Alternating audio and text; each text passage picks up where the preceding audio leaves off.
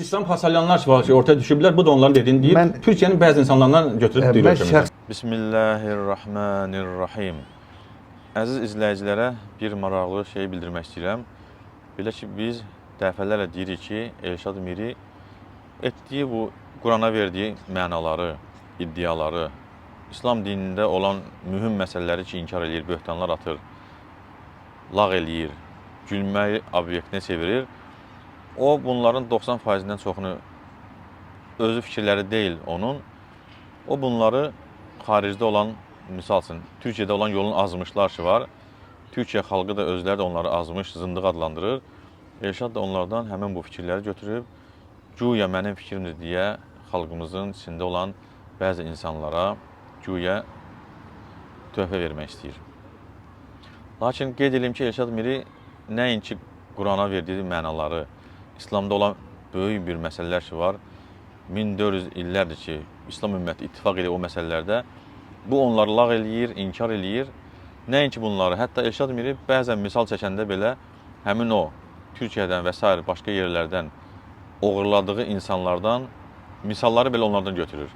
Misal üçün, həmin bu Türkiyədə Quranda olan bir çox ayələri inkar eləyən, İslam dinində olan mühüm məsələlər ki var, onları inkar eləyən şəxs ki var, adını çəkmirəm. Bu, ondan bir misal öyrənib və təkrarlayır. Misal üçün, şapkadan dovşan çıxartmaq. Baxsaq görərik ki, Elşad Mirinin mənəvi və s. açıqlama vermirəm, müəllimi olan bu kəs bu misalı, şapkada dovşan misalını çəkir və Elşad Miri də gəlib bizim ölkəmizdə insanlara eyni misal çəkir. Şapkadan tavşan çıkarmak mucize. Bu günlərim kimsə bizə şapkadan dovşan çıxarsa ona inanacaq anlayışı doğru bir yanaşma deyil. Ona görə də Allah bizə möcüzə deyil. Şapkadan dovşanı çıxartırsınız. Bu o zaman möcüzə sayılmış olur. Şapkadan tavşan çıkarmak mucize. Şapkadan tavşan çıkarmak mucize. Yəni bildirmək istəyirəm ki, bu insan xalqımıza çatdırdığı bu yalanlar ki var, öz fikirləri deyil, öz fikri olsa belə yenə də batildir onsuz da. Lakin bildirmək istəyir ki, bu müəyyən bir cərəyandır ki, İslam ümmətini parçalamaq, İslam ümmətini Qurandan və Peyğəmbərindən uzaq etmək məqsəd daşıyır. Elşad Miri bilərəkdən və yaxud da bilməyərəkdən bu yola düşmüşdür və həmin yola çağıraraq insanları İslam dinindən uzaq eləməyə, uzaqlaşdırmağa hədəf seçmişdir. Lakin dediyim kimi, ola bilər bu bilir ya bilmir, onu uca Allah bilir. Lakin əməlləri göstərir ki, biz ona dəfələrlə səhvlərini deyirik, lakin bu adam qəbul eləmir.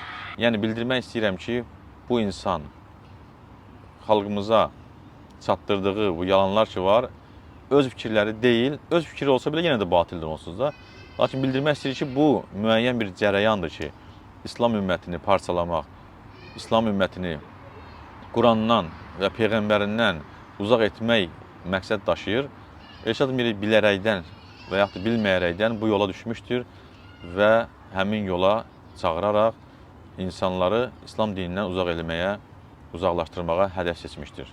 Görünən odur ki, bu adam həqiqətən də özü də hiss edir ki, özü də bilir ki, insanları azdırır və yenə də bu yolundan əl çəkmir. Çünki sən əgər haqsansa, haqq deyirsənsə, buyur gəl, biz səni debata çağırırıq, gəl, haqq olduğu bəyan elə, haqsansa, xalqımız da görsün, haqq deyilsənsə, yenə də xalqımız görsün, sən bu azğın yolundan əl çək, lakin bunların heç birini eləmirsənsə, deməli, sənin özünün də hədəflədiyin bir məsələ vardır ki, ora çatmaq istəyirsən. Lakin əlbəttə ki, Uca Allahın nuru tamamlanıb və tamamlanacaq hər yerdə. Sənin kimlər isə o Uca Allahın nurunu söndürə bilməz.